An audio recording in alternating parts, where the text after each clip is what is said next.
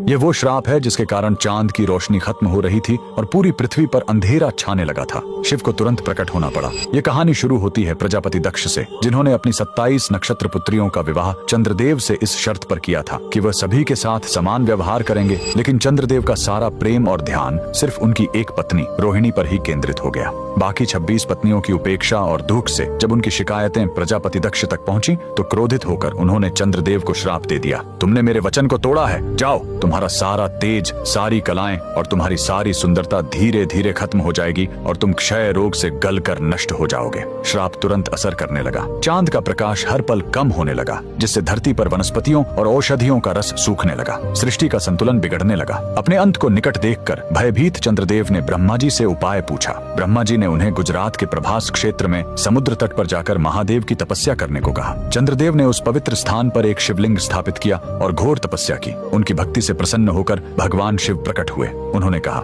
मैं दक्ष के श्राप को पूरी तरह खत्म तो नहीं कर सकता, लेकिन उसका प्रभाव कम कर सकता हूँ। शिव ने वरदान दिया, तुम कृष्ण पक्ष में 15 दिन क्षीण होगे, लेकिन शुक्ल पक्ष में 15 दिन फिर से पूर्ण हो जाओगे। उन्होंने चंद्र को अपने मस्तक पर धारण कर लिया और चंद्रशेखर कहलाए। और जिस ज्योतिर्लिंग की चंद्र ने पूजा की थी वो सोमनाथ, सोम यानी चंद्र के नाथ के नाम से प्रसिद्ध हुआ। और यही सोमनाथ मंदिर भारत का पहला ज्योतिर्लिंग आज भी गुजरात के वेरावल में उसी समुद्र तट पर शान से खड़ा है, जहाँ चंद्रदेव ने श्राप से मुक्ति पाई थी। लेकिन रुकिए, इस मंदिर का एक और रहस्य है। यहाँ मौजूद बाण स्तंभ यह बताता है कि यहाँ से लेकर दक्षिणी ध्रुव तक समुद्र के रास्ते में कोई जमीन नहीं है। भगवान शिव के भक्त कमेंट में हर हर महादेव जरूर लिखें।